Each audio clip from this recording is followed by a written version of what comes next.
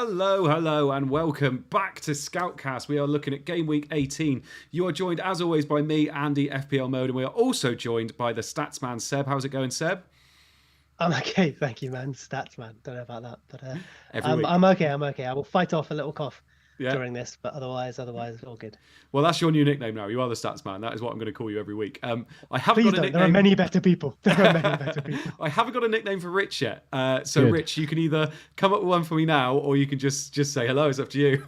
Let's leave it. I was getting a bit worried what you were going to say then when you called Seb a I know. stats man. But yeah, hello. Oh, on the spot, I was Rich trying the to think of Centurion. something.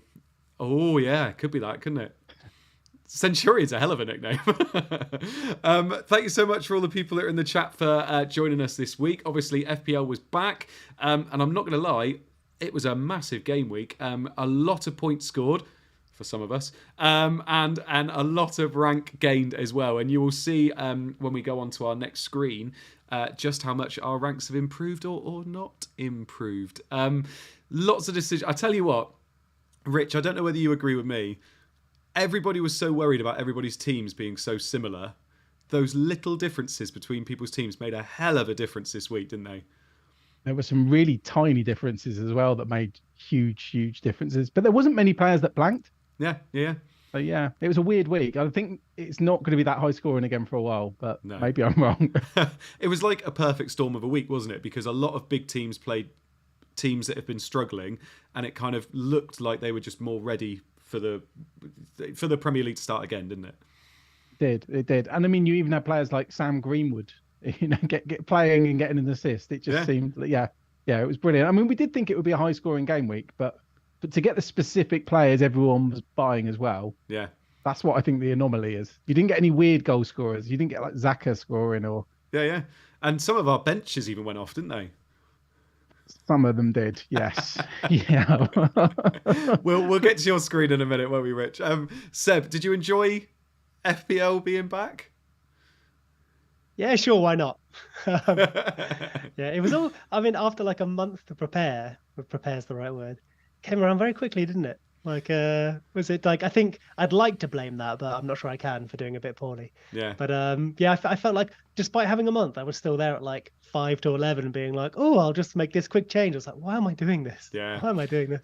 I don't know whether you found the good fun, same, Seb, where there were a lot of people that didn't use their transfers either. They didn't know they had a wild card. So I'm looking at some of my mini leagues, and people didn't know it. They had 2 free transfers now to use, and they're like, oh yeah, 2 free transfers.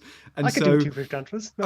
Exactly. So I've seen that a lot of my mini leagues I've gone up, whereas overall rank at one point I was going down, and you can almost see that engaged top kind of 500k is really cemented now, isn't it? Like everybody's got the same kind of ideas, they're watching content, and there's a real divide in kind of the overall ranks now, isn't there? Yeah, and I mean this is that period where in most seasons there's a period or 2 periods where people who have enough time on their hands to come to a podcast tend to get maybe more points than the average, because it's not just games on a Saturday, games on a Sunday, pick good players. There are unusual things about it, such as doubles, such as blanks, maybe information coming over Christmas that other people maybe aren't going to access because they have lives. So I think this is where, in theory, we gain most of our rank on the field. Yeah. And I think you saw that mostly, right? There was a relatively strong template, but there always is, and there should be, right? There are objectively, if that's the right way of putting it, stronger and poorer players, and we're going to gravitate towards that. And for me, this is that period where maybe 17 to 21 and then again to 26, where it's not just about game week 17. Fortunately for me, we are building these squads for the next few weeks, right? People have got Brighton players on their benches. People have avoided certain teams because their fixtures aren't as good as others as it comes up. So no matter how you've done this week, probably if you're watching us here, you probably have a team that is set up better than other people for the coming period, I think. Yeah, and that's exactly what we're here for, to help you make sure that you are set up for the long term. Yeah, exactly. So just quickly go through what we are going to be talking about tonight. So we're going to be looking at our teams, looking at how we got on. We're going to be looking at XGI over and under. Seb's going to be leading that a little bit because he is the stats guy, as I've already said. Then we're going to be looking at the big chances created, big chances that people have taken so far this year, and looking at, I mean, it's basically, we need to talk about Darwin Núñez, so that's why we brought that one in there. We're going to be looking at the upcoming double game weeks. We have some that are set in at the moment. We also have an idea as to when others are going to be coming. So it is going to help inform us and think about what players we want to bring in. So we're going to be looking at the upcoming double game weeks and the upcoming potential double game weeks. We're going to be talking about Reece James replacements because I think that's a man on everybody's lips as well. And then we're going to look at how our teams are set up, the community teams, and then we're going to have a Q&A at the end as well. So let's get started. My team. So this is how I set up this week. 99 points. Not bad. About an 80k green arrow, which I am very happy with. I'm now back on top on the Scoutcast. Not too bad. Still not in the top 100k yet, but I will very much take it. Kepa in goal with 9. Trippier with 12. I mean, I don't know how anybody could ever think about not going with Trippier. And then Cancelo and James with 1 point each. They were my premium defenders who did nothing for me, really. Obviously, Cancelo was benched and James got injured in the 51st minute. Rashford, 14 points. Martinelli, 8. Almiron, 8. Salah with 12. I went with Salah over KDB in the end. Darwin with 2. Martial with 6. And Haaland captain with 26. Very, very happy. There was a few little things that I could have changed, but to be honest, most of the things I would have changed wouldn't have made much of a difference to my total score, to be perfectly honest. And I'm very, very happy. The one thing that I was toying with the entire week was whether I went with James, because I wasn't that happy with double defence, and I just wasn't. I even said on Scoutcast last week, didn't I, that I didn't think he'd play that much over the period. I thought he would be managed. Didn't think he'd get injured in the first game. In reality, he was supposed to be going off on 60 minutes, which would have been perfect. But it's just how it happened. And obviously, he only got the 1 point, and now he's a problem that we've got to deal with. But in hindsight, yeah, I still would have done it because of the upside of James. So 99 points, very, very happy. 111k. Good way to start the restart, I think. Rich, talk us through yours and talk us through your banging bench as well. I knew you'd mention the latter. I mean, It's only slightly better than yours, but it just sounds a lot better. Yeah. I got 102 points, but breaking that, I haven't done that for a long time. Yeah. Getting into the 100 club. I know a lot of teams have been doing it this season. I'm happy with the team, obviously. I've got Edison in goal, Gabriel and James. They all blanked. Then the rest of my players returned. So Cucurella, Trippier, Martinelli, Saka, Rashford, Mount, Salah, Haaland captain. And then the bench, I mean, I only had one blank on the bench. Leno got 6. Mitrovic got 15. Dunk got 2. That was only wiped out by a penalty rebound when Ward Prowse headed it in. And then Greenwood, who I mentioned earlier, he even got 4.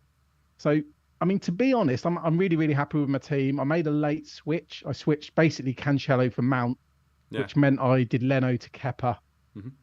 To be honest, the only changes I could have done to get more points would have been basically to have someone like Wilson, so that I got Mitrovic's 15 points off the bench. I really thought, I mean, it's amazing that all 15 players started because I really thought Mitrovic first sub, if he plays, I thought someone wouldn't play. I really thought there'd be some rotation. I just didn't hit any of it, which is lucky and unlucky at the same time, purely because of my first sub. Yeah. Nothing we could do about Mitrovic either, was there? Like, from everything that I read beforehand, it wasn't going to be playing. And then when they asked Marco Silva, he said, oh yeah, he did a quick fitness test in the morning, and we thought, yeah, we'll play him. So there's nothing we could have done about that. I've benched him twice now for goals. I removed him game week 1, which was a reason, if you remember on last week's pod, I said I was going to start with Mitrovic because I didn't want game week 1 to happen again. And it basically did. But it didn't hurt as much because no one had him. Silva's the troll, not Mitrovic. The fact he's done it twice because he scored that penalty, didn't he? He did. And everyone benched him last time. What can you do? And actually, he came out afterwards, didn't he, and said, I'm still not fit. My ankle still really hurts and I'm in a lot of pain. But obviously, he's such a talismanic player for them that he plays as much as possible, doesn't he? But great score, mate. 102. And with that bench, I mean, you'd have been on for manager of the week if you'd have bench boosted, wouldn't you? I had a little look, and if I bench boost, I would have been up. You know, there's the second chance league. Yeah. I wouldn't have been top, but I wouldn't have been that far off. Nice. But lovely, and you set up nicely as well, obviously, with the James issue. And then Seb, talk us through. You've got a green arrow on the screen for some reason. That shouldn't be one, should it? I know, it's almost a slightly mocking green arrow because it's like, don't worry, buddy, you got a green arrow even though you dropped 50k. Yeah. 50k, whatever it was. Weirdly, I had only 2 points fewer than Rich on my bench. They came mostly in those first 2 players, which I think is probably the crux of where I went wrong. I'll go through my team. So I have Edison in goal, James, Gabriel, Cucurella, Salah vice-captain, Foden, Martinelli, Rashford, and then Darwin, captain Haaland, and Martial up front. The bench was Kepa, Trippier, Andreas, and Bueno. So I went, I mean, our WhatsApp, was it that morning or the night before? Was just nuts with like drafts. And it was like those drafts as well, where it was like, you've only changed one player, dude, or like all you've done is switch like this player and that player. But we kept going back and forward. And I think realistically, I ended up on probably one of my poorer iterations, but that's my bad. There's no poor luck involved there. I would start Gabriel over Trippier again. Certainly close, but I fancied Arsenal's fixture more than Newcastle's, and they did, the penalty aside, they put in a better defensive performance in terms of shots and XG and stuff conceded. So I don't hate that. And then in terms of attacking returns, you'd think, oh, Trippier is miles ahead. Trippier is miles ahead on XA, of course. Gabriel has about half as much XG, which obviously, because that's worth double, that's quite close as well. So I don't hate that decision. The silly one was Edison and Kepa. I just didn't even look. Like I was like, I'll go Edison, just start Edison. I didn't look at clean sheet odds. I didn't really think it through very much. I should have started Kepa. That was just a mistake. And then probably the other one is, I think you saw this as well. There weren't many mistakes. There was this one. I'd say there were three, but like the other one was like I had Saka like all the way, and then literally at 5, I said I did a thing at 5-2. I was like, it's Leeds, and like we keep conceding that goal from right back. Hey, Grealish got 2 assists. Not that Foden would have necessarily played in the same way. So I was like, screw it, Foden will come in. Emotional hedge against my team getting destroyed. Yeah. So I don't hate that one. I was that was an irrational move, but for reasons that I would probably do again as well. Yeah. So yeah, quite a bit behind. I think got 80 points total. Yeah. A healthy little rank drop. Don't hate the team going forward. I think it's decently set up, although I have made a transfer, which I will get into later. Lovely. Love the fact you made an early transfer. It's so unseb. Right. So we're going to talk about some XGI over and XGI under. Now, I'm going to hand this over to Seb just to talk us through it. Not because, I want Seb to talk, just because it took me a while to understand it when he showed me earlier. So, Seb, talk us through the XGI over. So on the screen, we've got 2 images now, loads of players, loads of data, and Seb will just talk us through it really quickly. If you are listening to this on the pod, do try and get hold of this either on YouTube, or Seb usually sends out a few of the images that are on here on a tweet later on. Really worth looking out after. Cool. Yeah. So first, I hope this, once we've covered it, is both makes sense and is useful. If either of those things aren't the case, please let us know. We'll do better. But what we have here, the top graph that we're looking at here then, is goals and assists from players this season. Obviously, Haaland's there first. I think he's got 23 combined goals and assists, is it? But what you see 2 colours on the chart. So Haaland has a healthy bit of green there and a little bit of blue. Well, a healthy bit of blue as well. The green is how many of those goals and assists have come from XGI, if that makes sense. So Haaland has about 15, just under 16 XGI. The blue bit is then his overperformance. So he has got 15, 16 XGI, but 23 actual goals and assists. So that's a 7 or 8 overperformance. So what this graph represents is their total returns, but how many of that came from, in inverted commas, expected returns, and how many were, you could say, unexpected. But like all of this stuff, it just tells us what, not why. We know Haaland's great. This isn't saying Haaland should be only doing the green. We know he's wonderful. He plays for a wonderful team. So this could well be fair enough. And that's maybe where the next graph is more informative in that sense. Because while Haaland's got, the biggest bar there of every player, so much of that comes from, deserved, expected, whatever you call it, returns. His green bar is larger than everyone else's anyway, and it's larger than most people's, even if you add their blue bit, their overperformance. Haaland has only overperformed, by 52%. So if he's put up just under 16 XGI, but returned 23, obviously 50-odd% of 50, 16, 15, adds up to the overperformance. If we then look at someone like Bruno Guimaraes, who, when we look at the top chart, is obviously a long, long way behind Haaland, but so many of his returns have come from the overperformance. He's overperformed by 237%, if I've got my maths here correct. And the reason I call those 2 out is they're just a nice example to sort of understand the rest of it. We can go through a couple of players in a minute as well. But generally what I'd say is there's a lot of clumping here between what your sort of, high teens, low 20s, and up to your 50s and 60s. Maybe those players are fine. Maybe if you see one of these players and go, oh, they're not a good finisher, but they're quite high, you can combine that real life observation with the data and go, that's unsustainable. But the people who clearly are unsustainable is maybe your Bentancur, your Bruno G, unless you think, they're performing at a level, 4-5 times better than Haaland. Yeah. And then there's some others you pointed out earlier, KDB, Andy, who's quite low. I think it was an 18% overperformance. Yeah. So considering he's a good player playing with other good players, that's probably not even an overperformance. We might actually expect more from him in the future. Yeah.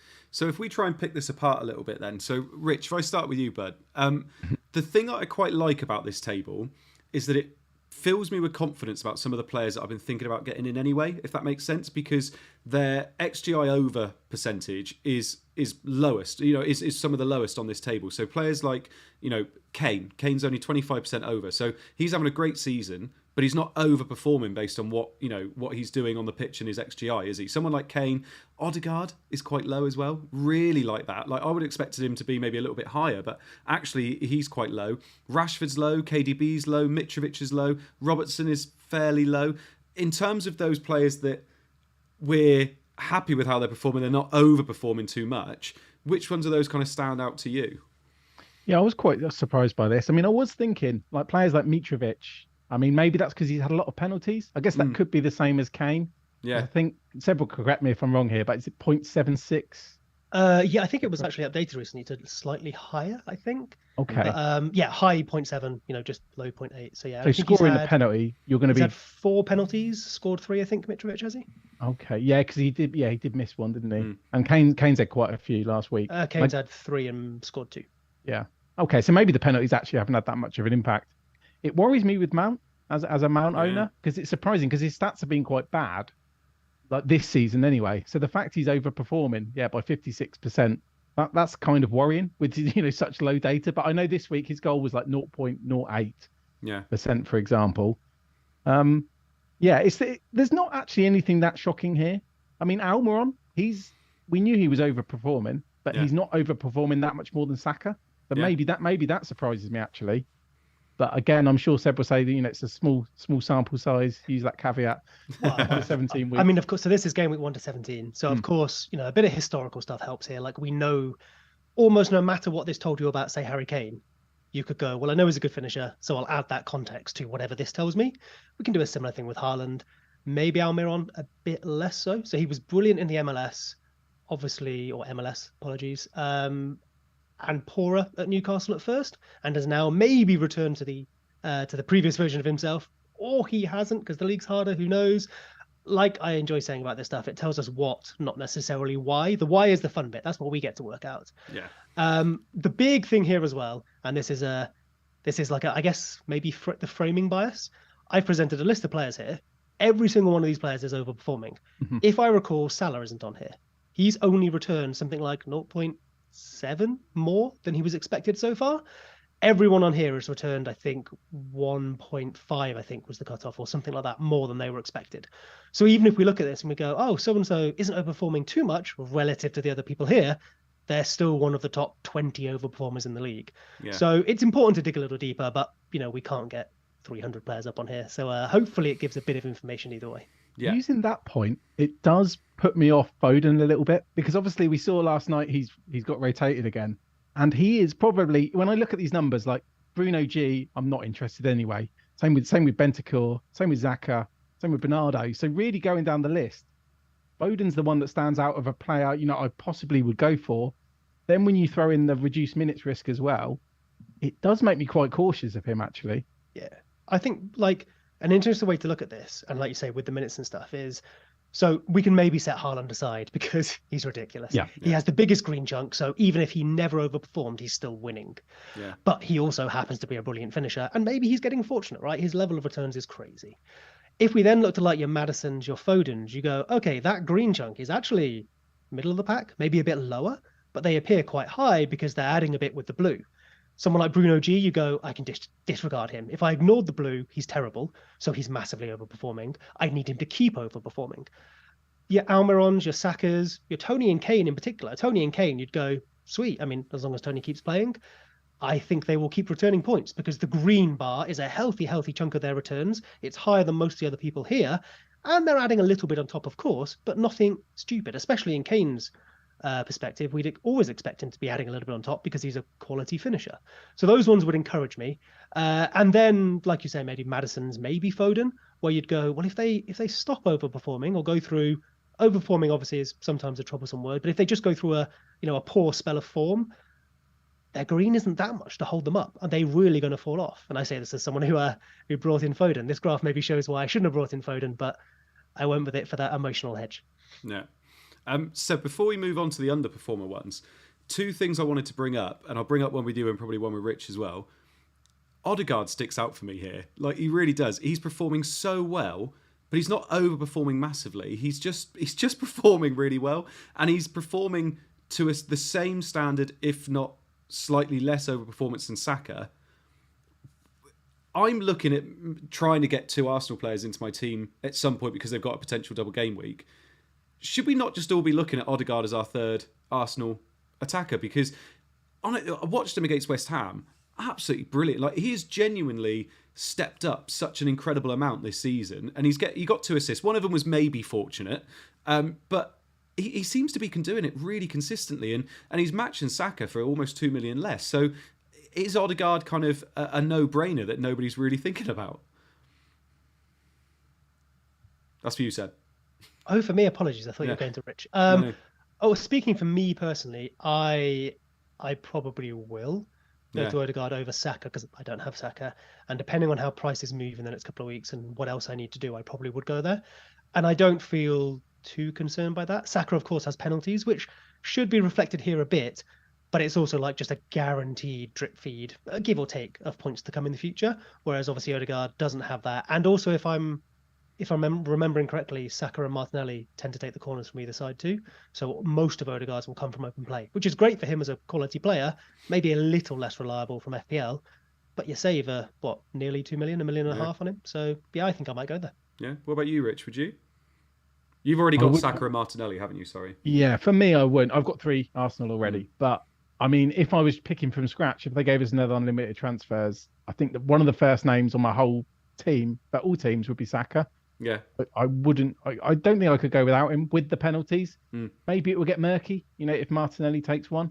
Yeah. But for now, I wouldn't compromise on Saka. I think the real question is, if Saka and Martinelli look great, the real question could be if you want to go for the defender or if you want to go for the third midfielder. Yeah. I do think there's been some bias this week because the scoreline was 3-1 and all the the Arsenal midfielders scored. Yeah. I think that kind of has put people off how good the defence has been. Yeah. And I mean, it was a penalty, potentially a lucky penalty, I would say. But regardless of that, if it was 3-0 and we had some more random goal scorers, maybe people wouldn't be so hot on the 3. I think the key thing is to get 3. Odegaard's a great option. Yeah. I said last week I got a bit of stick for saying Saka was essential. Did you? But to me, he would be the first name on my list. But I mean, someone could make a good team without Saka. But the key thing is to have 3. Do you know what? It's interesting you say that about the bias because of the midfielders. During the restart, one of the main reasons I was like not loving James so much was because I thought I should just be playing White every week. They have the second best XGC so far this year, haven't they, behind City? And it's like you've got White there, who's 4.6 million, I think now, who's perfect as your third defender, and we should probably just be playing him every week. But obviously I had James and White was first sub, and it's like now actually with James injured, downgrade James and just play White every week, and it's kind of solved a lot of our issues maybe. But like you said, I think the defence is still fine, but I do think Odegaard's kind of creeping into a lot of people's thoughts now. I do just feel like in like 5-6 weeks time that I agree with Rich that I think Saka, everybody will be like, there's probably a reason why he's 2 million more. It's that getting into the box more and things like that, isn't it? Like Odegaard obviously creating, he's playing really well, but Saka is that man that's getting in the box. He's taking the chance and he's got the penalties as well. And I feel like he probably would be. It's just whether he's worth 2 million more, isn't it? So the thing to mention on this as well is obviously what we're trying to visualize here is who's over and underperforming. Yeah. If we want to compare Saka and Odegaard, and I feel like we've alluded to this, we'd probably also want to break this down into XG and XA specifically because in FPL, goals are worth, depending on the position, nearly twice as much as an assist. Yeah. So if Saka is mostly getting this from goals and Odegaard is mostly getting it from assists, Saka's will probably come with slightly more bonus too. So he might be getting double points every time they hit one of the returns that's recorded here. So while this graph makes them look equal, this is equal in terms of, I guess, goal and assist performance over under.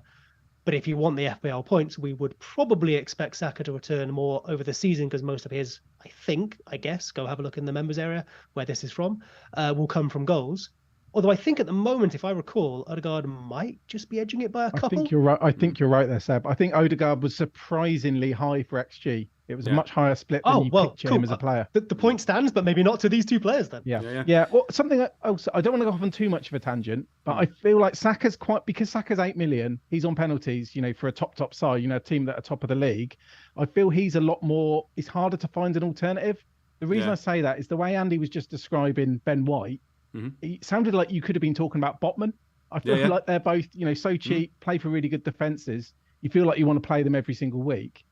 I feel like it's harder to find. There's not an equivalent to Saka on another team for that price on penalties. Yeah. Correct me if I'm wrong. Maybe there is, but And I mean, I don't have Saka, but I think mine came from I entirely agree with what Rich is saying, to be honest. I had Saka for ages, and then it was one of those 5-11. I was like, well, if I'm gonna watch my team lose to City, I'd rather watch Foden do it, and get me some points. He was benched anyway. And then the other thing, hopefully the more rational side of it, was like, well, you guys remember when I was WhatsApping you, I was trying to always save the right amount of money to cover. If I had Mount, I wanted to be able to get to Foden. If I had Saka, I wanted to get to Foden. And I was like, why don't I just start with the one that I'm trying to get to and go from there? So that came into my mind a bit. I don't think it's worked out. I think most people did go with Saka, and I think that was a good decision. I just wanted to explain why I'm probably arguing for Saka, but did the opposite. And the answer is because I'm a silly, silly person. Random name in the chat has just put, can't wait to see these graphics on Black Box later. They're welcome to them. They're welcome to them.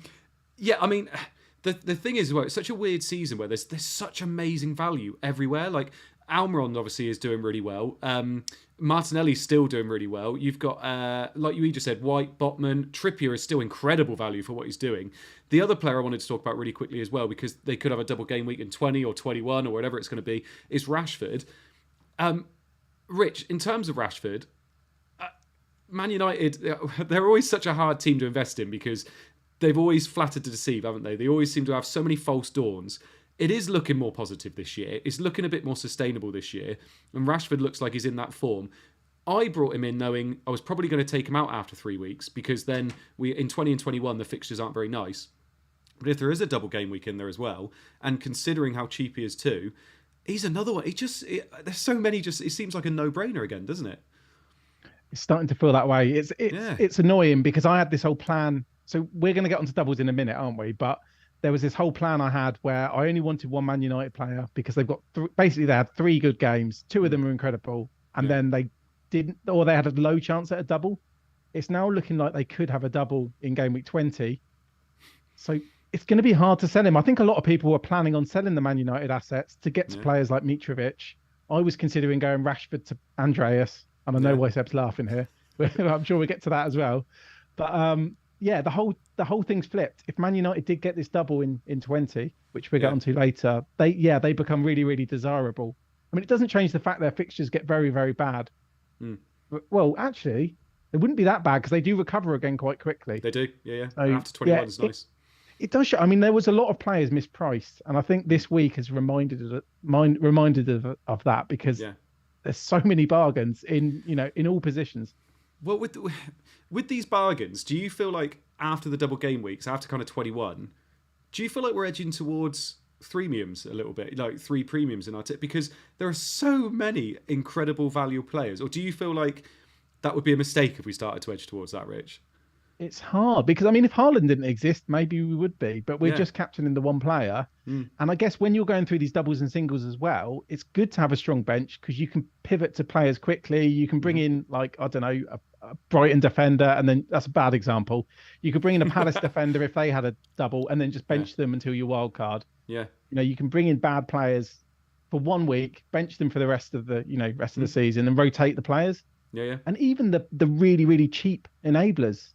are, insane. I mean, in another season, Andreas, we could be playing every week. People would be raving about Greenwood as maybe not a 12th man, but you know what I mean? Like, yeah, no, 100%, yeah. But you almost don't need these enablers.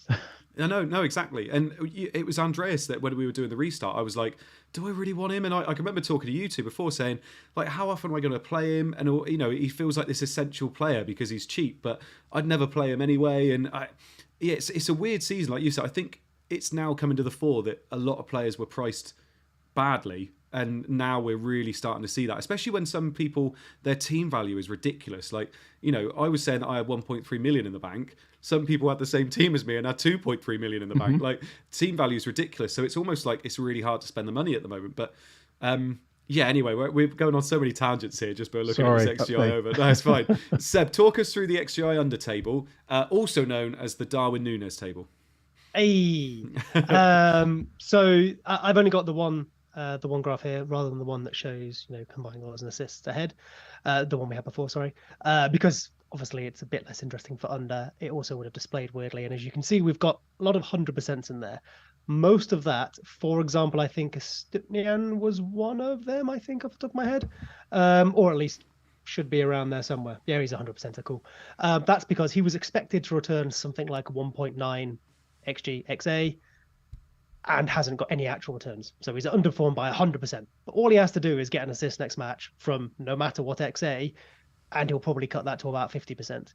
So the thing here, and the reason I didn't want to go into the other one as well, is that it's extremely volatile. It's not a small sample in terms of the game weeks. 17 game weeks is all right. We'd rather have more. It's a small sample in terms of the goals and assists from which I'm working out these percentages. So someone like Bowen, someone like Gray, maybe Bamford, although he's not played that much. Definitely someone like Trent. Bruno Fernandes is there. Those are more interesting, right? They have enough both matches and contributions to goals and assists to rate this a bit better. But when we're looking at those 100%ers, that probably just means our data set isn't big enough. But I wanted to include them to both show that they were at least putting up some numbers and also to be able to go through that point. There's a few other interesting players on there. You've got your Gabriel, your Shaw. Again, they come from quite low numbers. But the one, Grealish is there. And that kind of follows the theme of Darwin Núñez, which I know we'll cover in a minute, so I won't go too deep. Mm-hmm. But according to this, he has only underperformed by 5% so far, which is weird when we think about the discourse around those 4 big chances missed and the fact that people are talking about his finishing. I'd love to jump in that more in a moment, and I've got another little table just to show that. But I'd rather hear your thoughts on this first as well. So I'll throw over to you, Rich. Núñez is the one. I'll let you have that one, obviously, but that's the one that really actually did quite surprise me, and it's actually put a lot of questions in my head about his finishing. Whether the goals he's scored have just been he's good at scoring low XG chances and not the other way round. But again, small sample. I'll let you handle that one. I guess it's the defenders, and I guess a lot of these defenders would have headed chances from corners and stuff, so maybe that's not unsurprising because headed chances are quite difficult, maybe quite unpredictable. So I actually see this as a guide, and it probably even segues into when we talk about James replacements, to players we could be looking at. Yeah. We discussed before the pod, didn't we, Botman? I've discussed Botman too much over the episodes I've been on. Yeah, but he did get a fantasy assist. But Seb explained to me before we started recording, it was one from my memory. He hit the post and then the rebound went in.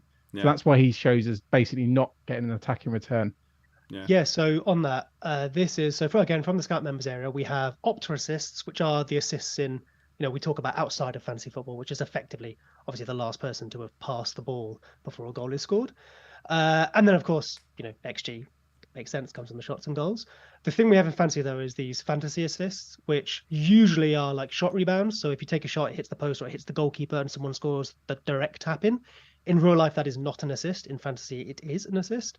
But also things like, our sort of like intended recipient crosses and all that sort of stuff, and none of that is an assist in real life, or very rarely is.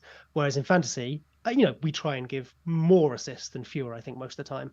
So we're trying to give out those assists, find reasons to give someone an assist.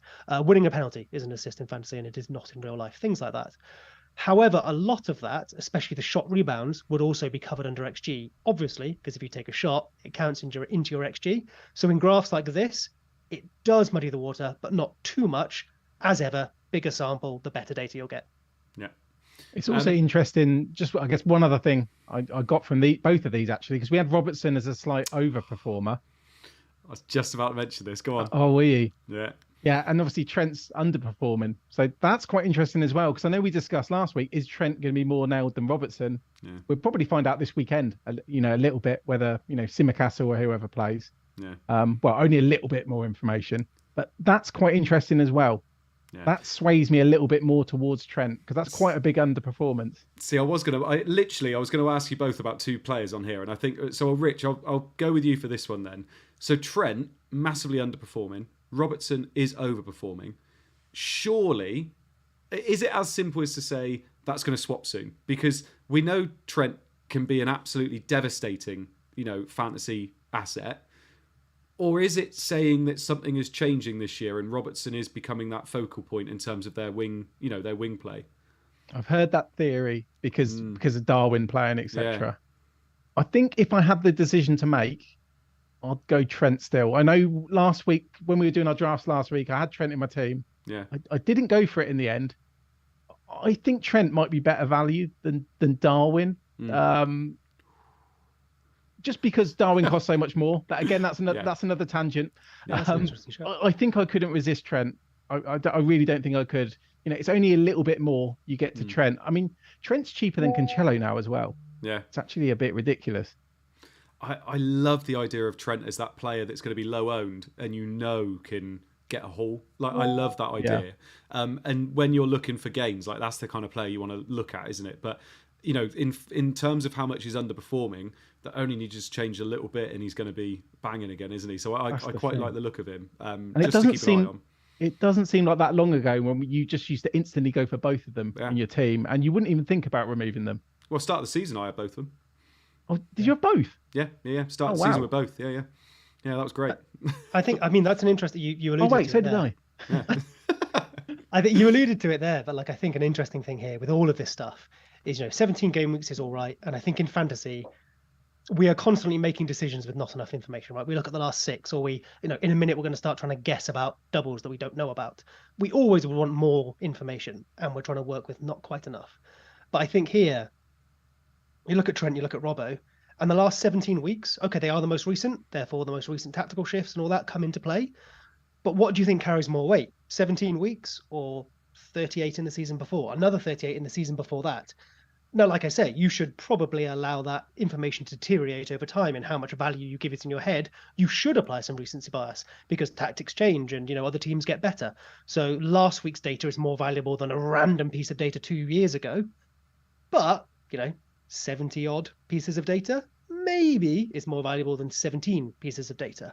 So I wonder if the truth is somewhere in the middle. I think no one would be surprised, for example, if at the end of the season Trent is massively outperforming Robbo. I don't know if it's what we expect, but you wouldn't be surprised. Yeah. And last one before we get onto the big chances table, where we will talk about Darwin Núñez a little bit more detail. Bruno Fernandes was the one I wanted to bring up as well. I was going to ask Seb, but he's gone somewhere, so I'm going to ask Rich.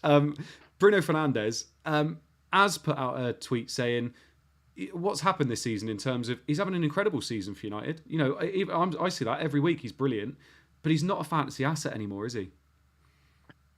I mean, you're probably asking of quite a biased person here because I've only ever captained him once. I always felt, and I appreciate his roles changed more recently. I always felt that the season when he became a premium, everyone was captaining him every week. I do think there was some luck there. There was a lot of penalties. I remember there being a West Brom game. I don't know why I remember this so much, where he even got to retake the penalty, for example, that he missed. Yeah. It's I feel like we maybe overinflated how good Bruno was for fantasy because of those penalties. Yeah. I still think he's decent, but I think it got too silly, didn't it? His price got to, what was it last season? 11, 12 million? Yeah, something like that, I think, Yeah. So I still think he's a viable option. I just think he's overpriced slightly, probably a bit like someone like Sterling. Yeah, nice. Right, let's go on to the big chances table. So this is looking at big chances missed so far this season. Tony's up the top there with 12. Then it's Jesus, who's obviously injured at the moment. Then it's Darwin Núñez, also on 12.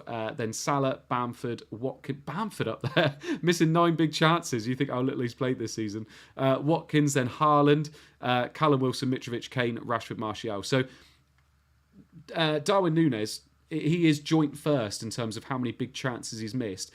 Seb, why is it you wanted to put this table in here? Because you did mention Darwin Núñez rant in the WhatsApp group before we came on. I'll try to be economical with my words because I'm Yeah. sort of coughing at the moment. But so I think the reason I wanted to put this in, obviously I own Darwin, so I am of course motivated internally to try and justify that. But I do think there's more to it than just me trying to justify my own stupidity. When we look at the previous table, the underperformers, he was only underperforming by 5%. Now, of course, that's XG and XA as well, but we have just XG here. He has been expected to score 5.89, and he has scored 5. So maybe he could have had one more goal. Maybe he could have had 5 more if it was Haaland. But in terms of the numbers he's putting up per 90, we looked at this last week, if anyone wants to go back and look. Non-pen, he is the second best player to Haaland in terms of what he's putting up per 90. He obviously hasn't played as many minutes and he hasn't started. I think it might be those 5 goals in 7 starts, something like that, 10 appearances, something along those lines. So in terms of actually bringing goals and points for the minutes he's had, I think he's not only respectable, but very, very good.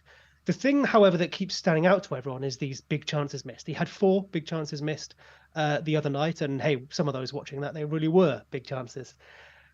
So what I've done here is I've gathered all of the players this season ordered by big chances missed, from Martial at the bottom with 3, although he's had 5 total, so he's missed more than half. And then Tony at the top, he's missed 12 and he's had 21. Jesus is there with having 16 and missing 12, which goes back to Andy saying he wasn't a fan of him in fantasy. And Núñez is there with the exact same stats. Just behind Núñez actually is Salah. We know Salah in the past could maybe miss a few chances, but he gets so many that it doesn't matter. And maybe that's where this comes in. For me, the getting the chances is much more important than conversion. And what we often see on big chances missed tables is it's basically a list of the best strikers in the league and a couple of rubbish ones. So chances are Núñez isn't rubbish. Chances are he's really good. For example, Haaland would be what? Is that like 3rd in terms of he's missed because he's missed 9 big chances? Mm-hmm. He's had 24, though, so his conversion rate is brilliant. But we saw that in the overperformers earlier. So if we just look at a player when they miss big chances, I think we're going to get an erroneous data set. And then to understand that further, we need to know what a big chance is. Now, for me, I'm not a massive fan of big chances in total, missed, scored, anything, because I don't think it's a very simple metric, and it's quite subjective. This changes all the time, of course, but this comes from Opta, and the most recent understanding I have of it is still a person that decides whether something is a big chance or not, rather than it being, say, over a certain XG or based on an algorithm or something. Doesn't mean the algorithm is better than the person, but it would be more consistent. And that's what we want. We want consistency, because then we know all these big chances missed are equal. But they're not, because a person says, is that a big chance or is it not? And they mark it down. There is, of course, criteria, whether it has to be a big chance. I believe that Opta have recently put some XG into their big chances to decide whether it is a big chance or not. But that also works the other way. I think if someone says something is a big chance, it actually adds to the XG value. By all means, please go look this up yourselves as well, because it obviously gets updated. But my issue is that I'm just, trusting someone else who, of course, is good, but it's not the same person every match. It's not the same person for every chance. So it's not consistent. I don't have this here, but there was a lovely spread graph once of like every big chance a player had and their associated XG value. And it was crazy. It was like, there were like 0.8s and 0.9s up here. There was 0.1s and 0.2s down here. And then most of it between like 0.3 and 0.6. So that was fine. It was a normal distribution, as you would see. But on any given chance, it could be 0.1 or 0.9. That's not good information to have. So this comes back to Darwin, where we go, for me personally at least, I would look at goals and expected goals to judge how good of a finisher he is or how lucky he's been or whatever that is, rather than big chances missed. And then the last thing on that to say is that even if he is finishing poorly this season and he is underperforming so far, and when we watch him play as well, the thing the stats don't do is we can't look at maybe the technique he's striking the ball with. Do we think maybe he's, say they were overweight, underweight, carrying an injury, out of confidence, whatever it is that might predict future XG performance, whatever you choose to assess with that. If we look at him in Portugal in the past, he was a massive XG overperformer. Now you might say Portuguese goalkeepers or goalkeepers in Liga NOS are worse than Premier League goalkeepers, and that might be true. I don't have the information on that, but they're probably not so much worse that Darwin has gone from like an elite finisher to a terrible finisher. So the truth really is probably that he's just an average finisher, and he ran hot. Sometimes he runs cold, And so for me, the really important thing is he keeps getting the chances. And the person right next to him there, I think that there's a really good example of this is Salah. We know Salah is a good finisher, sometimes brilliant, sometimes not brilliant, but he just gets the chances. And that's what I would always back over, say, something like finishing, which of course is valuable, but is completely useless unless you get the chance in the first place. Rant over. Nice. No, it's all right. I mean, Rich, what's your take on Nunes? I know we've all got him. We all love the fact he's getting the chances. You haven't got him. So what's your take? Did you? Was that a conscious decision? Were you like, no, I don't fancy Nunes for this period? So I like Nunes. Like Seb said, players. I mean, looking at this list of missed big chances, this just looks like a list of good players. As in, I've owned, I think, 8 of these 12 this season. I think most people have owned probably all of them, at some point playing FPL. But yeah, I like Nunes. I think just for me, like I mentioned, I thought that maybe Trent or Robertson would be better value down the line because because quite simply they're cheaper. And second of all, I really like Mitrovic and Haaland. So it was less money, and there's doubles coming up. I mean, Fulham have definitely got a double. So it was a conscious decision. And also my transfer value, you mentioned team value earlier. Mine is actually genuinely awful because I sold Cancelo, I sold Haaland, and I've not been doing very well. So for me, it was just purely money, purely structure, and a bit like me not going for Almiron because I thought they were better midfielders. I thought they're better value strikers, aka Mitrovic, and I had Wilson at some points ahead of Nunes as well. Yeah. So I'll be worried not owning him. I don't hate him, just not for me. Liverpool players are quite expensive. That's the biggest thing. So Seb, Nunes. Fair enough. Everything we've said, big chances missed, big chances total, how he's doing, and all that kind of stuff's brilliant. But he's 9 million, and you've got players like Tony, Callum Wilson, and Mitrovic who are doing just as well, if not better, in terms of big chances. I mean, Wilson's a little bit lower down, but obviously he's missed probably more time. But then, in terms of their actual output, they're doing just as well, if not better. Tony, especially, is absolutely killing it. Why should we be going for Nunes instead of one of those players? So I think that comes down to X-Mins, right? So on this table, Nunes is matching them for big chances missed, which, if you believe my claim that that's a list of good strikers, that's great. But he's doing it with, 7 starts or something out of 17 matches. He's played 10, he's played 11. That might not be quite right, but I think Tony is one of the only players to have played... Has he played 90 in every match or near that? I don't know. And this is where, obviously, we want to be looking at our per 90 stats, which we had again last week. And Nunes, if you take away Haaland's penalties, is the only player that gets anywhere close to Haaland in terms of XG per 90. So even if he doesn't convert those, even if he is a poor finisher, he will score plenty of goals. I think he's on for about, if he got the minutes, he'd be on for well over 20 this season. So yes, if you think that his minutes will be managed, he'll rotate with Hakpo coming in, of course, maybe he won't play. That's an entirely valid reason not to get him, especially with the price. But if, like me, I think he will only get more nailed in that side, unless I get more information that changes that. I think he very quickly becomes better than Tony, probably better than Jesus, despite being a little more expensive. Yeah. And the last thing I'd love just to throw in there as well, that obviously I've used Darwin as the example here, but if you don't rate Darwin, honestly, genuinely no problem. I think Rich makes a really good point about the defenders and their value. I think that's a good thing to consider. I'd love this to be the big chances rant, not the Darwin rant, because I think for what we're trying to achieve here, big chances aren't an appropriate metric to use. Yeah. Where they can be useful, and I think Ted used to do this, he used to get XG and then look at where that came from in terms of someone like Son and KDB. Were they close range shots? Were they one-on-ones? Were they long shots? Were they big chances or not big chances? And again, even with the subjective nature of big chances, that started telling us about how players might score goals. Now that is interesting. Whether it's useful for FPL, depends how you use it. But here, all we're trying to go is, will Darwin score goals? I think yes. And I think this table says he will. Yeah. Can I make another point really quickly that I thought of earlier? Mm-hmm. It's just because I remember another reason I didn't go for Darwin, and this is a bit of a loose reason, and it's a reason I didn't go for Salah a couple of years ago and got really, really punished. But obviously, the big chances, it's subjective, but the game do punish, don't they, on bonus points? Yeah. Oh, that's a good shout, yeah. Yeah, and it's a reason I never went for Dominic Calvert-Lewin, because he used to miss quite a few big chances, and he eventually he did actually end up getting bonus points. But I hate having a striker that only gets 6 points. I almost feel like that's a blank, because obviously scoring a goal is quite an impressive thing to do. Yeah. To only get 6 points, for 9 million. I mean, maybe that won't be the case, but Salah was punished for it a few seasons ago, and I think there was an argument. Maybe he was slightly overpriced because he didn't get bonus unless he got multiple returns. So there was that. That players do get penalised for these. Yeah, that's a really good point, actually. Yeah. I don't know whether I would, but I mean, I don't think you're saying this. It's enough to make up. If he goes and scores 20 goals, who cares? No, yeah. But yeah, you're right. If he only, if he misses 4 big chances, gets another one, puts it away the other night, he's getting 6 points, isn't he? Whereas someone else might be getting 8, 9 points that day, and it makes up for it a bit. And I think, we're probably, I think in future, what I'd love to build into some of these things is not just the raw data, but what that means for points. We're starting to try and build our own model on stream here. But that's an important thing to keep in mind, right? Like earlier with the XG and XA for Odegaard and Saka. Obviously, it's not just the raw numbers; it's what it means for points. In terms of an FPL asset, he reminds me an awful lot of Lukaku. In terms of gets lots of chances. People will call him a troll because he'll probably not score against 2 easy teams, and then he'll score a hat trick against like a Chelsea or something like that.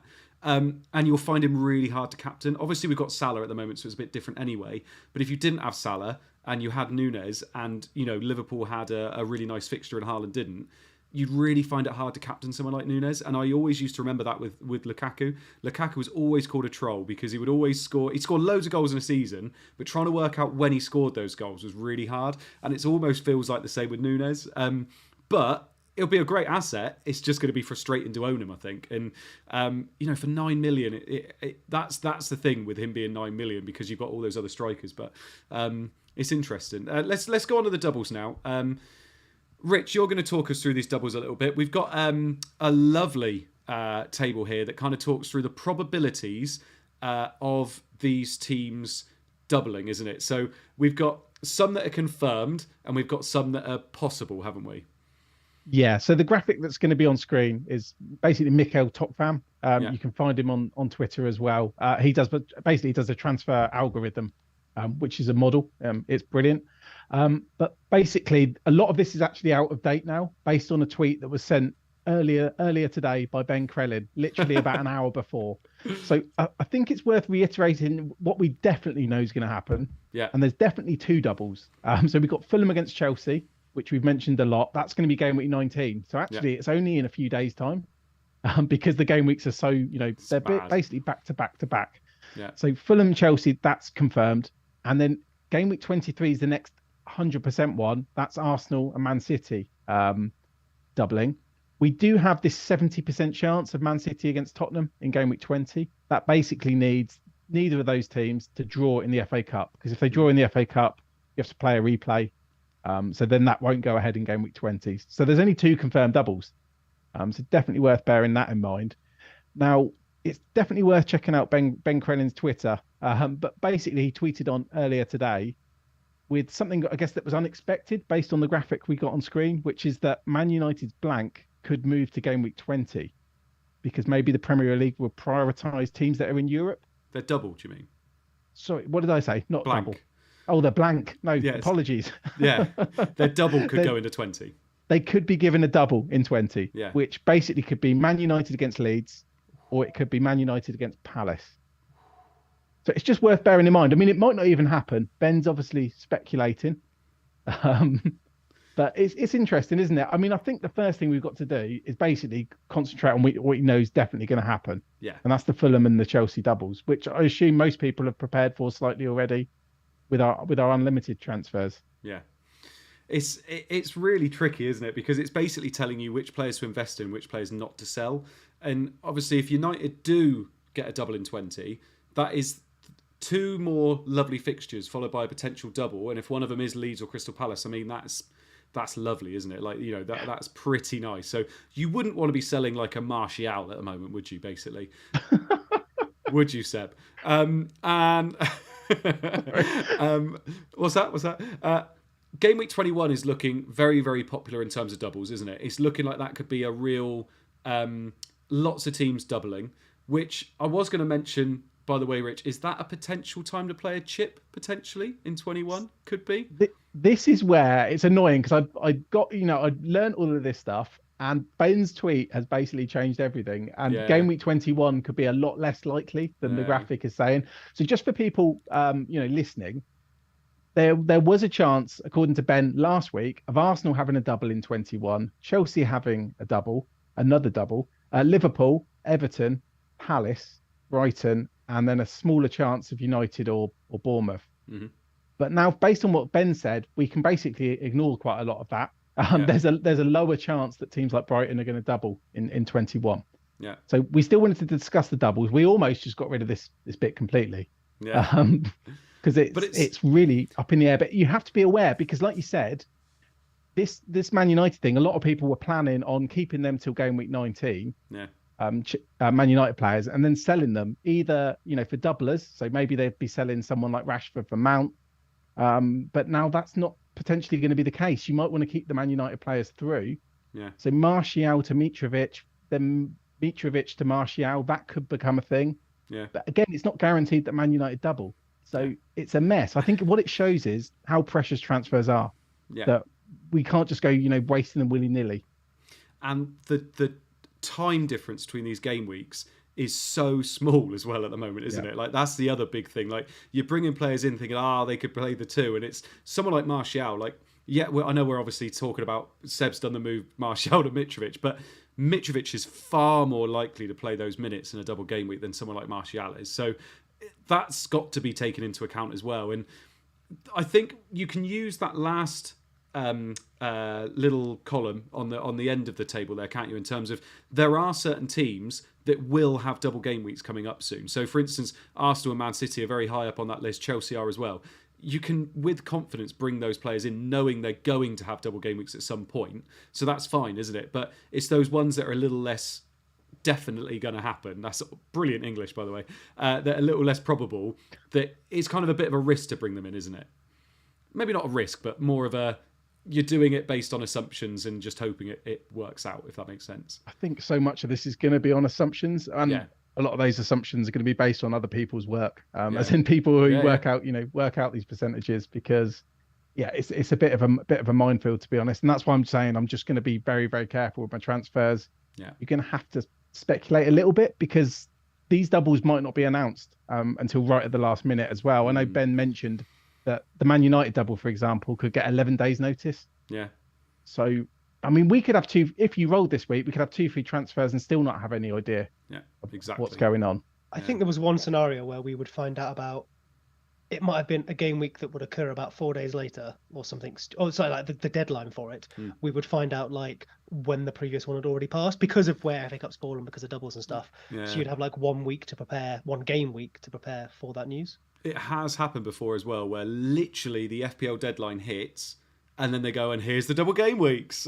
And I remember that. It has happened, yeah, exactly. 6:05. Oh, it was ridiculous. And it was so, like, the timing of it was horrific. So that can happen as well. But I think in terms of the biggest takeaway from this, like Rich has just said, really think about your transfers. Use this table in terms of knowing which teams are going to potentially have doubles. Be careful, but also know that if you're rolling, that doesn't mean you will definitely be in a better place than somebody else that hasn't rolled, if that makes sense, because you might have 2 free transfers and the deadline might come before we know anything about double game weeks as well, which again, you're just going to have to be making educated guesses really. But as long as you're still investing in good players, I think you're fine. It's when you start investing in, I don't know, Tim Ream because he's got a double game week, and I mean that's a bad one because they've definitely got a double game week, and he also scored this week. So, but just make sure you're being sensible with them still. I think it's thinking probabilistically as well, isn't it? It's is that a word? No way. Yes. Yeah. Probabilistically. No, it's not. Is it? One of us is going to look silly. Maybe. Yes, probably the teacher. Based on the probability of it being probabilistically me, probabilistically. Thinking. Well, what was it you said a second ago? Thinking in definite certainties. Obviously, a lot of FPL is this sort of, I guess, battle between a binary outcome, something happened or it didn't, and then the probability of it happening beforehand. And obviously, we can only work with probability even if we think, when we're judging outcomes, and obviously we want outcomes to be binary. It's kind of an example again here where like what we're seeing here is a percentage chance of them having a certain number of fixtures. So Fulham and Chelsea have a 200% chance of a fixture, i.e. they have 2 fixtures. Man City in game week 20, that's a 172% chance. So there's a good chance they have 2, but it's obviously not fully sold. They definitely have 1. That's what we're seeing here. And the sum on the end is really nice. We used that in a minute actually for Reece James. Obviously, all of that with what Rich is saying, this is going to change. It's going to keep changing as well. We'll show you one another time and it will change again. Follow Lego Mane, follow Ben, follow the transfer algorithm here. Hopefully they will keep updating this information and we can make our decisions with the best available information at the time. Yeah. The one thing I would love to algorithmically, statistically. Yeah. The one thing I would love to point out here is that, again, assuming this is accurate and remains accurate, Gameweek 25 looks like a cheeky free hit potentially. Maybe, yeah. It's going to be a tough one to build towards, isn't it? If we end up losing Arsenal or Man City, who we've got troubles from, your Brighton, who you might have doubled beforehand. We've got a few weeks to build to that, mate. That'll be fine. Like I said that before, and then I ended up picking Fulham. I'm just worrying about get Chelsea and Fulham for now. Yeah, exactly. That's hard enough. Speaking of Chelsea, thank you so much, Rich, because we can go on to the next little segue. We've got a table up here talking about the fact that Reece James is obviously injured. And he was picked by quite a few people, and a lot of people are thinking about Reece James replacements. Now, Seb, I have brought the table up here, but you didn't want it to be on the screen for very long. This is every player, not every player, but the most likely players you're going to be replacing Reece James with. It's got their price, it's got their goal and assist so far, it's got their XGI per 90, it's got their team XGC, so their team's expected goals conceded. It's also got something that I'm not sure what it is, and then it's got their FDR as well. What's the FN? That's the number of fixtures from the previous. Oh, lovely. So, for example, anyone who plays for Man City will have 10.8? Arsenal will have 10.08, something like that. So, like we said, we'll move past this in a sec because this is probably not royal friendly for stream. But please pause it, go have a look. Yeah. The thing to keep in mind is that fixture number will change based on the previous graphic. Yeah. And then the last one is obviously done so that it makes sense with the colours, the difficulty of the fixtures. But that is only the confirmed fixtures. Yeah. So when things change, that would also, of course, change. Yeah.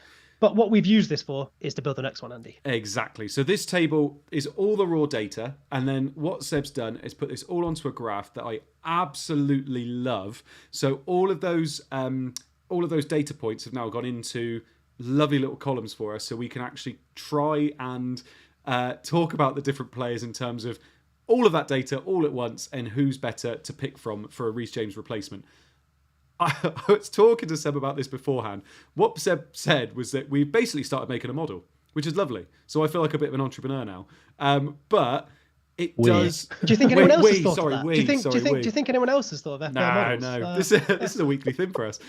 So this is now showing us who we should be picking based on everything we've just said about. So based on their goals and assists so far, based on their XGI, based on their team XGC, based on their fixtures, based on their FDR, it looks lovely. Seb, who stands out here? Obviously, there are two players here that are higher than everybody else. So obviously, you'll talk to us about those as well. But who stands out here for you? So just to very quickly run through it as well. We picked this from the previous table. Obviously, we picked the people who scored highest. But for example, there are a few missing who you might expect to see here, and that's either because we thought their expected minutes were too low, or we thought other teammates maybe covered them well. So, for example, Azpilicueta, Thiago Silva are on here, but maybe there's X-Mins questions, or maybe there's another teammate would cover that position better. As Andy explained, what this basically tried to do is visualize that previous table in a sort of more digestible format. I'm sure a data scientist would look at this and laugh, but hey, we're getting there. And you can also adjust this, of course, based on, for example, if we gave Shaw a 70% chance of a double in Game Week 20, it would push him up to about equal with Trippier, but not actually much higher, which is interesting. The big reason for that, though, is this is up to Game Week 26. If you just did this up to Game Week 21, Shaw would fly massively ahead. Yeah. So again, you want to adjust this for your own time horizon. For me, then, if we're looking at Reece James replacements, and I guess we're looking at the medium to long term, Robertson and Cucurella stand out. Maybe for slightly different reasons. So Robertson provides more goals and assists. He also provides, this is a bit of a combination of the first chart we showed as well, he provides a better XGI per 90. I've obviously, to make this fit in terms of the scale, I think I actually multiplied it by 13 because that was like the mean number of fixtures they'd played. But to obviously make the 90s make sense, that's multiplied up. So that's not, it's not proportional, but it is proportional, but it's not the raw data. Whereas Cucurella's obviously comes maybe more from the fact that he has easier fixtures and more fixtures to come. Obviously, Robertson has a slightly better defence, although I think there's not too much in that. So those are the two that stand out based on this. but you may adjust the inputs and get different outputs yourself, of course. Yeah, Rich, what do you think? Robertson and Cucurella. I mean, they're top of this graph at the moment. Are they top for you as well? I mean, if you have to replace him, my top option is to roll this week. I'm sure we'll get into that later. But I mean, this is brilliant what Seb's put together. What was interesting is I would have thought if I could pick any player, it would be probably like Trippier and Botman. However, this highlights exactly, and I know this is very visual, but it highlights exactly why I probably still wouldn't go for them. And that's the fact they don't have the doubles. You know, they haven't got I might be colorblind here, the ready kind of orange bar. So yeah, it's a good way of visualizing, you know, the pros and cons of each and every player there. Mm-hmm. I mean, you mentioned like Robertson, for example. The reason I probably wouldn't go straight to Robertson and Trent is because they don't have an immediate double that we know of. I mean, maybe they'll end up having one, and it ties up a lot of money, so you're having a lot less flexibility. So I'd say that's the downside for me with Robertson and Trent. Cucurella, again, if you waited a week, you'll have a little bit more information about, you know, the team that Potter plays. If that means absolutely anything, you might also get an update on whether Chilwell's, you know, going to be back sooner than we expect as well. Yeah. So I know I'm being quite negative. It's difficult. It's not just picking a random player. You don't. Maybe a lot of teams don't have to pick. Well, and you've mentioned this week. You've mentioned like cost. I deliberately took price out of this just so we could see, like, you know, compare them evenly. Of course. But obviously, you might not be able to reach some of these players, or you might be able to reach them, but then the value you've saved brings you more returns elsewhere. Hence why, if you're going to build a model, just go use one of the ones that works already. But and the other thing, of course, is X-Mins. There's no X-Mins in here, so Cucurella comes out brilliant until you maybe believe he doesn't play, and then he looks less brilliant. Yeah. So there's more to bring to this, of course. Yeah, and Dunk's brilliant value until you realise they might not end up getting this double or triple game week that we were hoping for. Yeah, I found it really hard to get excited about defenders since the restart. I don't know why. I'm looking at it, and yes, there are some teams that have doubles, there are some teams that have potential doubles, but there's so much rotation that I'm worried about, and a lot of the teams that you're thinking about are, you know, it's going to be their wing backs that you're thinking about, but then if they're playing 3 games in 7 days, they're probably the ones that are going to be rotated, and it's really hard to get excited about a lot of these players for me. When you think about the money as well, like obviously if I could get to a Robertson or Trent, I would quite happily do that, I think, from James. But I'm almost looking at players that I want long term and kind of forgetting about the doubles a little bit. So players like Botman, you've mentioned Botman so many times as well. I think I'd rather have a double Newcastle defence there, ready to play in games when, you know, you think they're top 3 team at the moment, and you think, actually, is that the kind of player you want when we've got so long until the next wild card as well?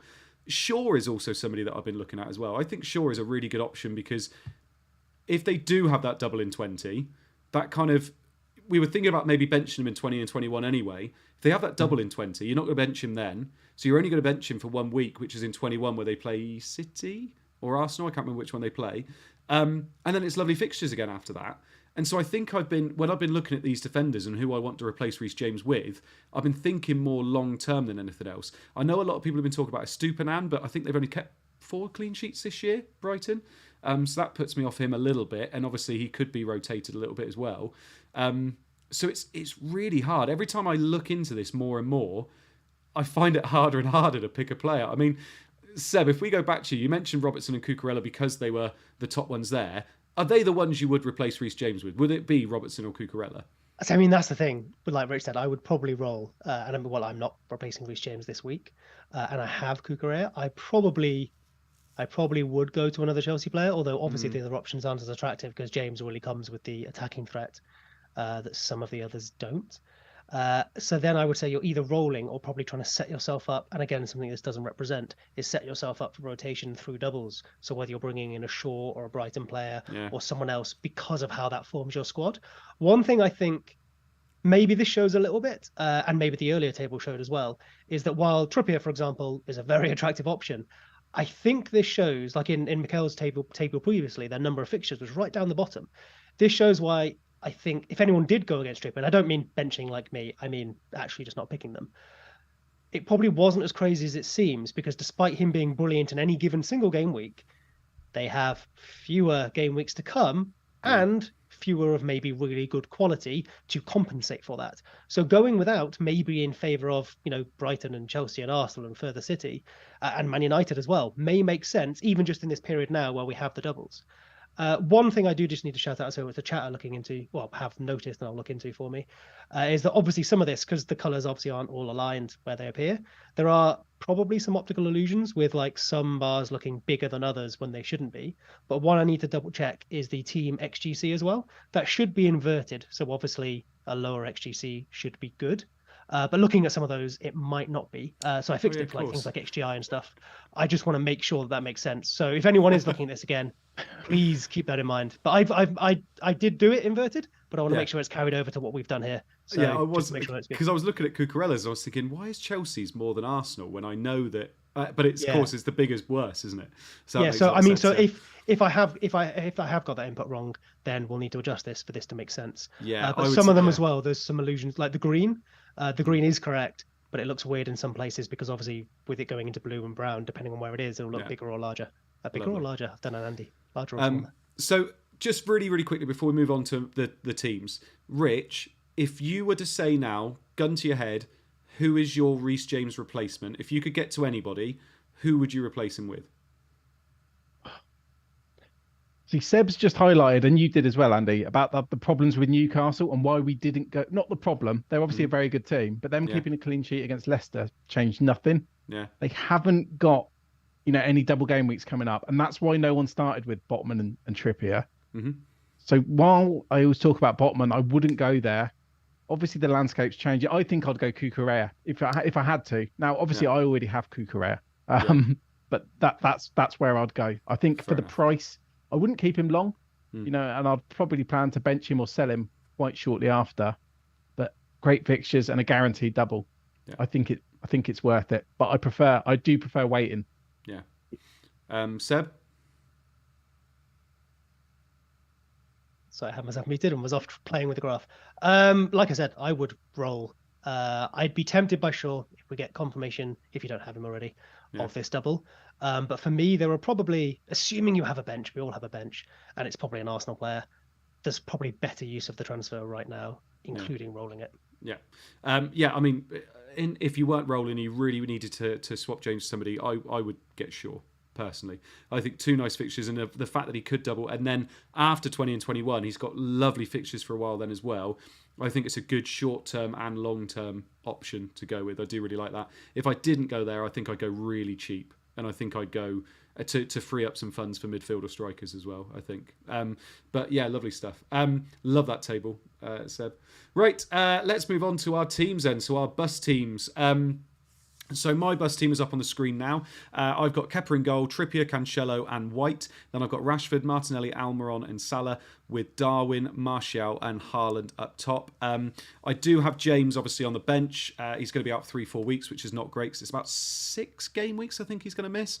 Patterson, Andreas Pereira and Ward on the bench there. I'm going to roll. Unless we find out that somebody else is injured, which I don't think we will in the next 24 hours, then I'm just going to roll. I was tempted to move James out, but then I'm more than happy playing White, to be perfectly honest. The other thing was moving Martial to someone like Mitrovic, but to be honest, if Mitrovic gets booked in this next game, I'm going to really rue that. And Martial's got 2 nice fixtures. He definitely doesn't have the minutes, and he's definitely not somebody I want to hold long term.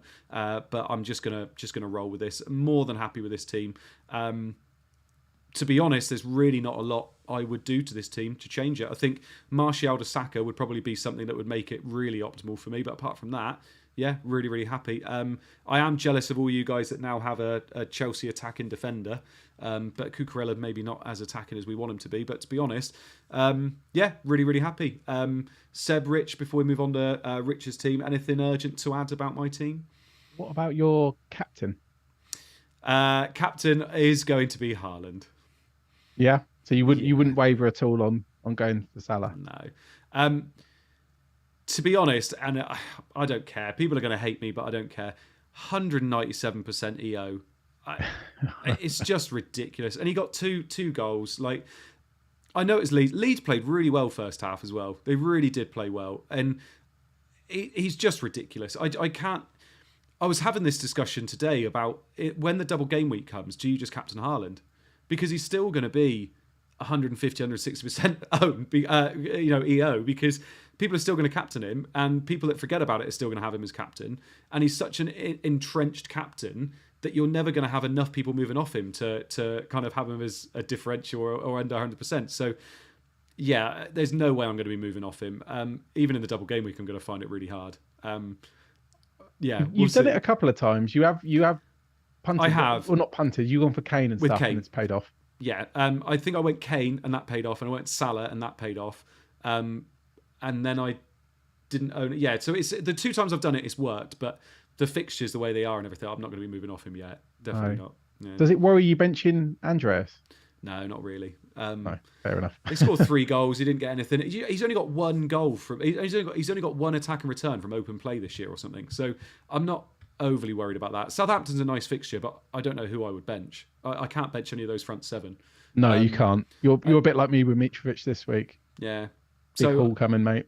Yeah, exactly. So no, I'm more than happy. And to be honest, if he does do well, the amount of people that are going to bench him anyway, it's just if someone had Wilson and James that they might end up playing him. But yeah, I'm more than happy with that.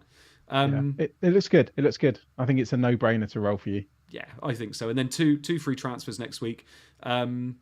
Get rid of James then and go for that defender that looks good moving on. And it's maybe moving Martial on or rolling the other transfer again and just doing the James move. But we'll see what happens. Rich, looking at your team, talk us through it. Yeah, so it sounds really boring, but I'm also going to roll. So I've got Ederson in goal. I've scrolled off my team. I've got Ederson in goal, Gabriel, Cucurella, and Trippier at the back. So 3-5-2 this week instead of whatever 4-5-1 that I played last week. Yeah. Martinelli, Saka, Mount, Rashford, and Salah, vice captain. Happy with all of those. Haaland captain, and I'm going to play Mitrovic home to Southampton, and I really hope he doesn't get booked ahead of the double game week. Yeah. Yeah, and then I've got on the bench, I've got James obviously injured, Dunk at home to Arsenal, and Greenwood away at Newcastle. So, I mean, the bench isn't great, but the fact that I've got some resemblance of a bench means I'm happy to roll. And I mean, my plan for next week was to downgrade James to someone, or downgrade Rashford to Pereira. Obviously, this potential Man United news, it makes it tricky. I could even go 2 free transfers into next week, Rashford to Pereira, then Pereira straight back to Rashford and catch both doubles. I'm scared not having Andreas in the double. Are you? Yeah, because my plan was to have 6. I was going to have 3 Chelsea and 3 Fulham for free. Obviously, with the James injury, I'm now down to 4. I'm going to have Leno, Cucurella, Mount, and Mitrovic. Yeah. I'm still nervous about not having that 3rd Fulham. I don't know whether I can be scared about Pereira. Obviously, I've got him, haven't I? But you've seen what he can do just as a first sub. You know, when everyone's got Pereira and he scores and gets one that of those 8 points fixtures is City, though, isn't it? He can also. This is the thing, because we mentioned it last week. If Mitrovic gets booked either next week or during the double, we know he's going to have that 1 game on penalties. Yeah. It could potentially be a captain option. Genuinely. Yeah, and I suppose you're never going to captain Rashford. Yeah, but you're going to captain Mitrovic, I suppose, if he doesn't get booked this week, aren't you? But even then, you've got the risk with Mitrovic that he could, get booked in the first game and it's only a single. Yeah. Could captain Mount, and that's why I went for Mount in the end. Yeah. Yeah, I think Andreas could be a captain option. Some might go for Kepa. So or just Haaland, like you mentioned. But this is what I'm thinking about. And again, why I want to roll. So I've got maximum flexibility for that double. Rashford has Bournemouth, though, doesn't he? Yeah, it's not ideal at all. And the thinking then was, when I initially thought of it, was the fact I was going to get rid of Rashford after Bournemouth anyway. Yeah. But obviously then Rashford will be going into a double. So this becomes a lot harder. Maybe doing Saka or Martinelli to Andreas for a week. Not tempted to do James to Ream, mate? I don't know. I've gone 5 midfielders, so it was easier to move them around. And it's not easy to sell any of the 5 when they've all got nearly double digits this week as well. Yeah, exactly.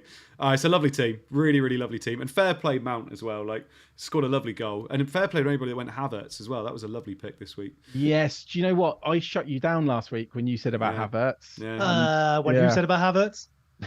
Oh, was it you, Seb? Yeah, that's all I've got to cling on to, mate. So I just shut it down straight away. It's all right. You can have Sterling. I'll have Havertz, and we'll pretend. I was going to say we'll pretend we did better, but you did fine. Just me. Yeah. Right, Seb. Let's move on to your team, because you have done the most un-Seb thing ever, and you made an early transfer. I'm so proud of you. Do you think that is that on Seb? It is. I've often played for transfer value quite a bit. But yeah, maybe. So yeah, let me get my team up for you here. So I'll run through it real quick and then I'll talk through the transfer. It'll be obvious. Edison in goal, James, obviously that'll become Gabriel, who's first on my bench. Trippier, Cucurella, Salah vice captain, Foden, Martinelli, Rashford, Darwin in who I trust based on much justification. Rewind. Haaland captain because I've got over that you know what?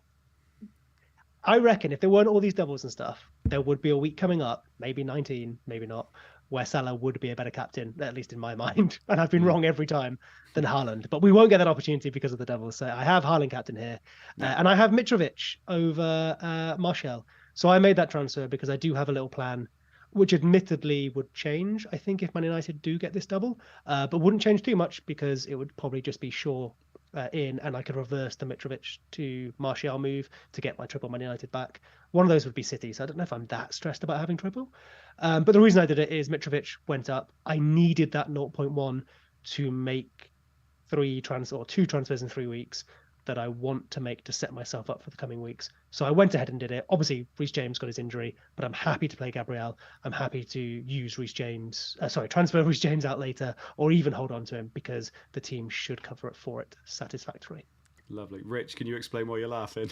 I'm sorry, that really made me laugh. I just looked at the chat and it said Seb hasn't been the same since the World Cup. To be fair. Oh, speaking of Seb hasn't been the same or has been the same, whatever. The chat very kindly. So if anyone listening, anyone watching live, anyone watching later, that last thing we put up that Andy was very kind about, the chat did point out, and I was mentioning, the bars maybe looked a bit off. I know what I did. Actually, you won't know this. So at one point, I misspelled dunk. This is very boring. He was bunk. Yay. So I reverted that to fix it. And when it did, it reverted my inverse of the XGC stuff. So I fixed that now, and we'll post it afterwards so that people can go and find that. Just to shout out the difference it made so that people get the correct advice here. Not too much has changed, but Cancelo now comes out on top, but obviously he's quite expensive. Would make sense with Man City, right? Gabriel and White jump up a bunch because of that defense, but again, we might own most of them. Cucurella remains in the top 3 or 4 options. Trippier still remains a little bit off, and Robertson jumps a little further ahead than where he was. So the main difference is the Arsenal team have come up, which I think is what the chat spotted. Thank you so much for that. And Cancelo comes out top, but when does he not? Yeah. What happened to Bunk? What happened to Bunk? Yeah. Well, he was debunked and is now Dunk, and he is level with, obviously, Estepnian for obvious reasons. He is just behind Trippier. And again, so the interesting one, Shaw is a little further behind now, which would make sense. But if he got those fixtures that we mentioned before, he would jump up to match the players we've just mentioned. Lovely. So still behind the top 3 or 4, but a good option. Felt like I was in a Dr. Zeus book for a second then. Right, let's look at the community team because they absolutely smashed it this week. It was absolutely brilliant, Rich. Well, Seb, it's thanks to Seb. Yeah. This was, Seb saved this. Otherwise, we'd have ended up with the team from last week. When was it we had to do our teams? Was it Christmas Day? Do you know what made me laugh as well was that you got the least votes out of everybody for whose team should we copy. Reasonable based on how I did. And at the time, you were like, I can't believe I'm getting the least votes. What's going on? Because you had the best rank as well at the time. And since then, out of all of them, you had the least points this week. I got the community note. Oh, did you? Oh, sorry, Rich. I thought it was Seb. Basically, the poll was us 3 or the review optimal team. So what Andy's just said there is that when he says we, he means me and him. Sorry, Rich. Yeah. I was sort of reading. It was Christmas Day, I think. Christmas Day. So was it it was literally about 10 p.m. at night, and I messaged being like, oh God, we've not done the community team. Yeah. So we went, okay, we haven't got time to do polls. Who are we going to copy? One of us 3 or review. Yeah. Overwhelmingly, people went for review, and sensibly so. Because they don't trust us. Good team. It put out a very good team. Interestingly, I guess the things it did do, however, it's got no Trippier, which is maybe it's got Botman because he's great value. Maybe what we mentioned earlier, for that money, review clearly thinks you can spend it better because of the upcoming fixtures.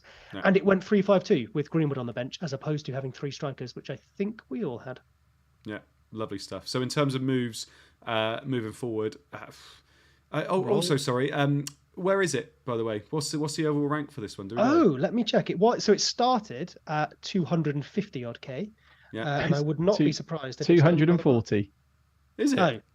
240k. Brilliant. So it hardly, maybe I'm wrong then. It sounds like it hardly moved, but 240 is decent anyway. Well, So it went from 290k to 240k. Lovely. Thank you, Rich. So let's know in the chat if you are beating the community team at 240k. 66.6% of the people on this stream are beating the community team. Right. We will be sorting out the community team as well. Chuck us in some ideas as to what you want to do. I'm assuming James out is the move here, isn't it? But all roll. So well, shall we return, because deadline is tomorrow, isn't it? So shall we return to usual stuff here? Me and Rich will work out how we do polls. Yeah. So we'll ask if we want to make a transfer, if we want to roll. If we do want to make a transfer, we'll identify who it's for and who to bring in. Lovely. But what we did before the World Cup was we kind of just nominated what we would do to sort of form the basis of that. No. So what would you do, Andy? I'd roll. Cool. Rich? I would roll as well. Yeah. Sweet. Well, I would obviously do Saka to Foden, but otherwise I would roll. Yeah. So we'll ask the community, but it sounds like roll is going to be up there. Yeah. Team's already got Kukurea, Botman, Dunk. It's got all the cheaper assets. I think it looks good. Optimal. Lovely stuff. Nice. Right. Here we go then. Time for some questions. Oh no, I haven't done the question stream. I haven't done the question screen. So we're going to go back to the original screen here. There we go. Look, and we're going to have some questions. So check your questions in. We'll answer as many as possible in about 5 minutes, which is actually quite a few with the way we do these now. So chuck as many in as possible and we will answer as many as possible. Try and make them as less team related as possible, because we want to try less team related. Look, my English has been really good today. It's been Christmas. I've had a really lovely Christmas, all right, and my head's not in it. And also apparently probabilistically or whatever it was is a word. So there you go.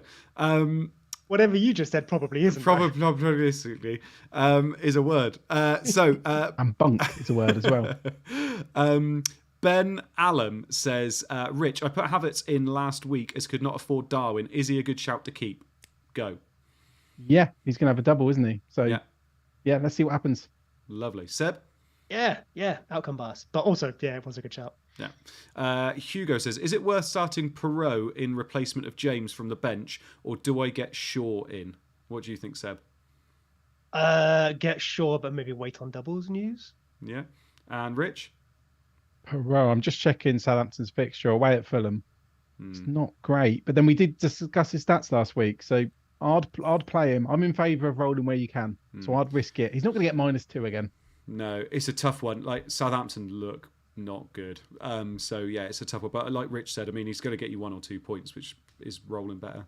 We got -2 last week, but that was very unfortunate. It was, yeah.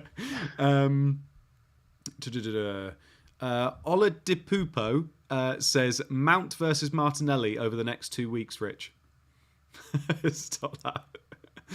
I wouldn't go over Martinelli. It's difficult because of the doubles. Mm-hmm. I would wait a week and I'd assess directly ahead of the double. Nice. Seb? I think the doubles might swing it in Mount's favour, but obviously there's a mil or so value there. Yeah. And we all went, I mean, Rich went with Mount, but we all went with Martinelli first off. So I don't know if that much has changed.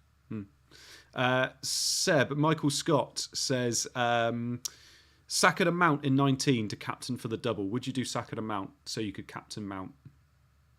Yeah, I probably would. I don't know if I'd do Saka, but I like the idea of captain Mount in. When we discussed it last week, he was like the only half decent one we thought was there, wouldn't we? Yeah. Rich? Again, I'm going to sound so boring saying, wait if possible, because I wouldn't want to lose Saka this week. And if you wait a week, you can maybe downgrade James and then upgrade someone else, like Almiron, dare I say it. And then you could have both. You could have Saka and Mount. Yeah. And then move Mount on. Yeah, like it. After the double. Rajan says, I've got Shea Adams and I've got Pereira. Who do I bench? Rich? This week, I would bench Shea Adams. Oh. They're away from home. Fulham are really good. Fulham are really good attacking-wise. Yeah. And especially at home. Seb? I think I agree. Yeah? Sam says, hang on. Sam says, this wasn't the question I was going to ask, but it's quite a nice one. Seb, will you all end up with a New Year's hangover? Oh, no. My partner is working. My partner's got the early shift in the hospital on New Year's Day. So we're going to bed at like we'll probably won't see midnight because the toddler will obviously be up in the morning, and you know how it is, Andy. Rich? I might not actually. Our plans have changed. So we might be hanging up some shelves and stuff over the weekend. And, God. When did we all get so old? I was going to say, you haven't chosen your paint yet, Seb. Oh, mate, that genuinely months, because we're still. I think I mentioned the kitchen last time. That's weeks off. We know what we're doing in the kitchen, but actually having the time to do it, that's a whole other thing. Carl Boogler says, Christmas pudding or mince pies, Seb? Mince pies. Yeah. Rich? Mince pies, and it's not even close. Yeah. Carlos14 says, is Foden worth keeping, Rich? I'd keep him. Yeah, it's a good fixture. You'd hope he plays. Yeah. Seb? I dearly hope so, yeah.